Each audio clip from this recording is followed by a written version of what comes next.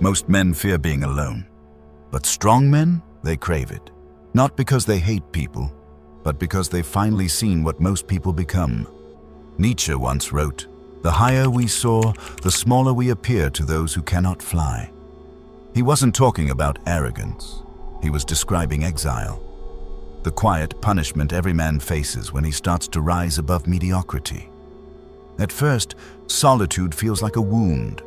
You still try to explain yourself, to be understood. You still reach out until you realize the crowd doesn't want truth. It wants comfort. It wants sameness. And the moment you refuse to play that game, the world grows cold. Friends vanish. Conversations lose meaning. You stop belonging. That's the moment Nietzsche called the beginning of the higher path, when a man outgrows the herd and must face himself without distraction. Because in solitude, the illusions fall apart. No one's watching you. No one's applauding you. No one's there to validate who you are. Just silence. And that silence is louder than any noise you've ever heard.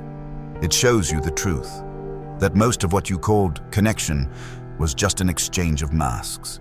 That most friendships existed only as long as you stayed small enough not to threaten anyone. Solitude forces a brutal question. Who are you when no one is watching? Weak men run from that question. They drown it in noise, pleasure, and constant company. Strong men walk straight into it because they know that every great transformation begins alone. Nietzsche lived this truth. He left academia, walked away from status, and chose the mountains over the marketplace. He understood that creation requires separation, that clarity requires silence. And yet, solitude isn't peace at first. It's chaos. The silence starts to speak. It shows you the parts of yourself you've ignored, the ambitions you buried, the fears you pretended didn't exist. It's painful, but that pain is sacred, because it's the sound of your old self dying.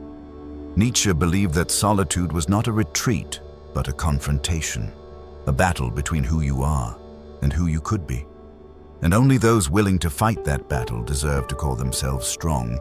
So when you see a man who walks alone, don't mistake his silence for weakness. It's the silence of someone sharpening his soul.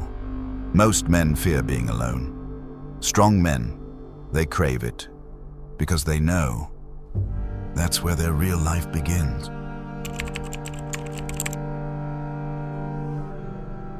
There was a man who used to be like everyone else.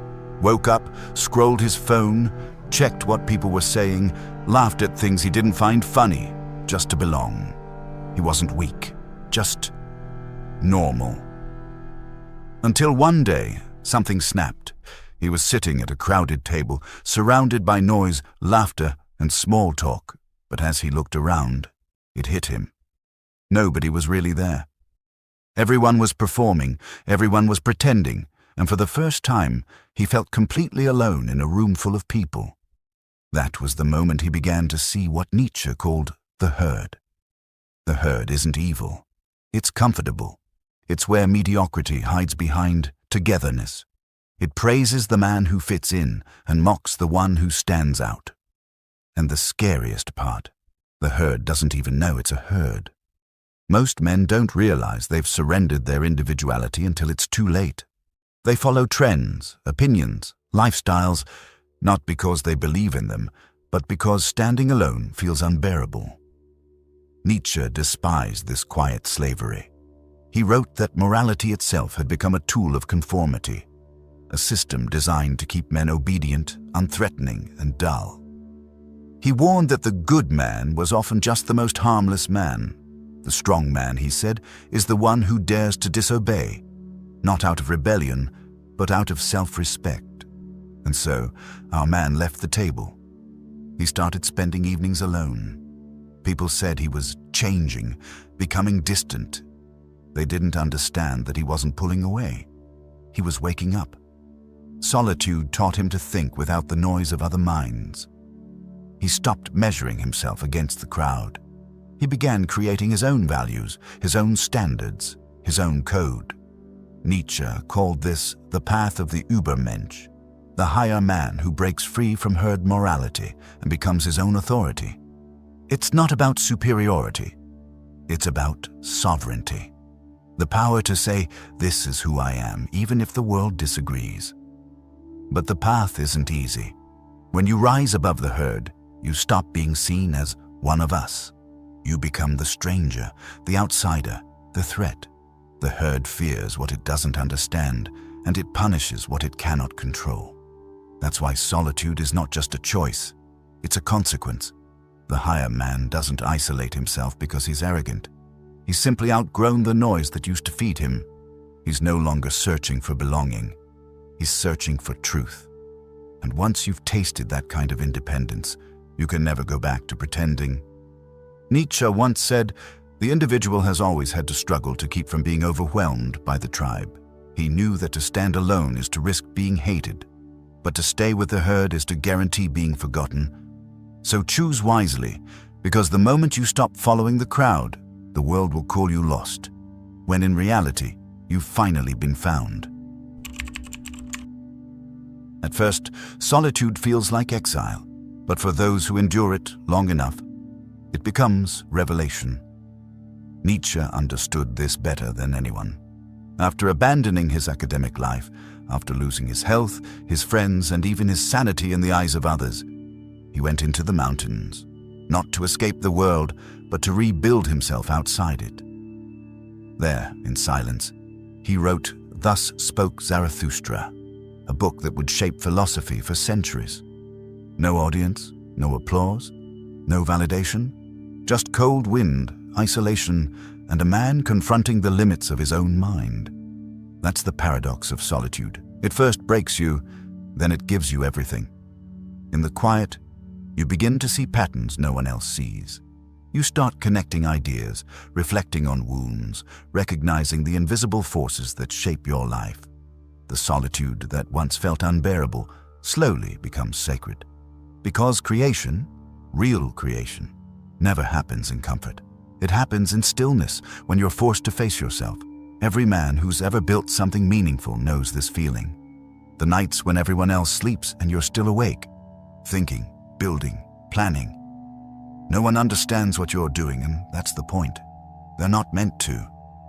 Nietzsche believed that solitude was not a punishment, but a privilege, the training ground of the higher man.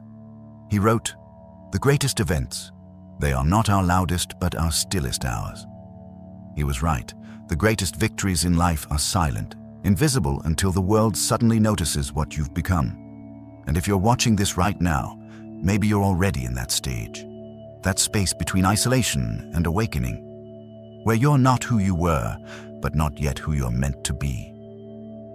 Before we continue, if you're someone walking that path, if you find meaning in this kind of truth, make sure you stay with us, because the next parts go even deeper into what Nietzsche believed solitude does to a man, what it takes from him, and what it gives back.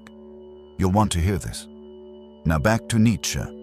He saw solitude as a creative fire, one that burns away illusions until only the essence of your being remains. He believed that to create, you must first separate from distractions, from shallow company, even from your past self. That's why the strongest men don't chase crowds. They build worlds. Every hour they spend alone is an investment in becoming untouchable, mentally, emotionally, spiritually. But there's one more truth Nietzsche hinted at. The man who learns to stand alone doesn't stay alone forever. Because once solitude turns into strength, he becomes the kind of man others seek for guidance. He no longer needs validation. He commands respect. He no longer fears the silence. He speaks from it. That's what Nietzsche meant when he said, "He who cannot command himself shall obey." The solitary man learns command, not over others, but over himself. And that, Nietzsche believed, is where true power begins. Next, we enter the cost of that power, the shadows solitude leaves behind. Every path of strength has a price, and solitude demands the highest one. The world celebrates the idea of the lone wolf. But few talk about the nights that follow, the silence so heavy it starts to whisper your doubts back to you. Nietzsche knew that silence too well. After years of isolation, his mind began to fracture under the weight of its own thoughts. He walked the streets alone, writing to people who never replied. He believed he was speaking to the future, but the present saw him as a madman. And maybe he was, because to see the world too clearly is to go slightly insane. That's the cost of walking alone. Clarity without comfort. When you stop belonging to the herd, you stop being protected by it. You no longer have their noise to drown out your fears. You face everything, the pain, the emptiness, the silence that stretches for miles inside your head. Most men can't survive that kind of quiet. They go back to distraction. They call it balance, but deep down, it's surrender. The strong ones stay. They learn to live with the silence, to listen to it, even to love it. But make no mistake, even they feel the burn. You'll notice it in the way they speak less, the way they look at the world, detached but observant. They don't belong to it anymore, not fully. And that's the hidden tragedy of solitude. You evolve beyond the life you once loved. Nietzsche warned about this.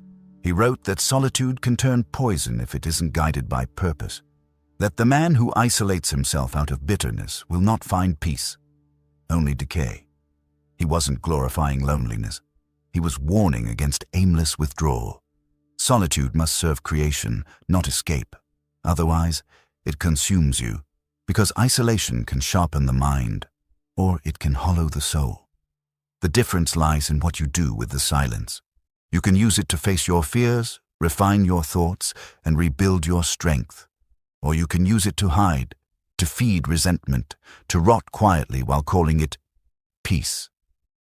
That's why Nietzsche's solitude became both his power and his downfall. He touched heights few men have ever reached. But the air up there is thin, and he paid the price for breathing it too long. And yet, there's something beautiful in that tragedy. Because even as his mind broke, his words still carried light. He showed the world that the price of deep truth is often deep pain, and that maybe some men are born to carry both. So if you ever find yourself walking that lonely path, remember this. Solitude is not meant to be permanent. It's a season of transformation. You go there to be reborn, not to disappear. Because eventually, the strong man must return, not to belong again, but to lead. The silence made him see the world differently. Now it's time to speak from that silence. The clock is ticking. And finally, let's see what happens when the solitary returns stronger, sharper, and utterly free. After long nights of silence, after the weight of solitude has burned through doubt and distraction, the solitary man returns, not to fit in, not to seek approval, not to belong. He returns to the world, but the world is no longer his master. Nietzsche understood this. The higher man, forged in isolation, carries a vision the herd cannot comprehend. He walks among them, yet he is untouched by their opinions. He speaks, yet no applause is needed.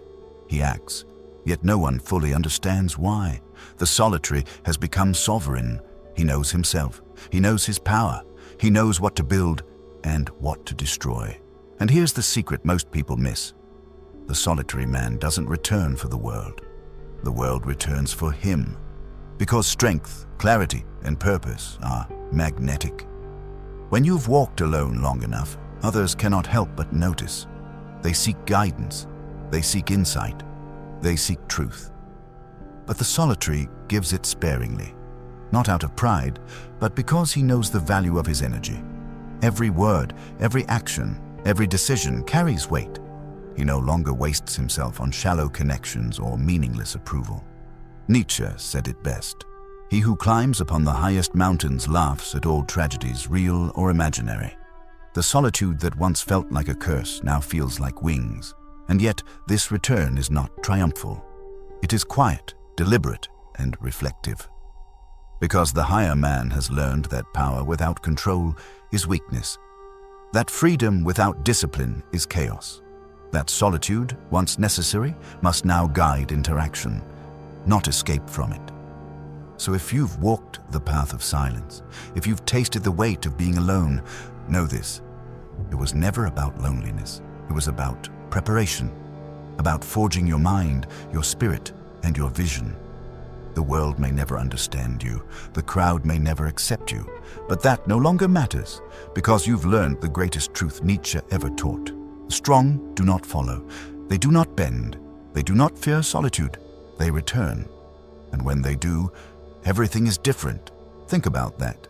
And if you've felt the pull of this path yourself, the draw of silence, of focus, of transformation, make sure you don't walk it alone. Subscribe so we can explore these truths together and continue uncovering the hidden forces that shape your life. Because the journey doesn't end here, it only begins anew. If you've ever felt the weight of silence, the pull of solitude, the quiet struggle to rise above the crowd, then you're not alone. Here, we explore the truths most people avoid, the hidden lessons of the mind, the world, and the men who walk alone. If you want to keep walking this path, to understand what solitude really does and how the strongest men turn isolation into power, stay with us. Subscribe. Because the next truths are not easy, but they are the ones that change everything.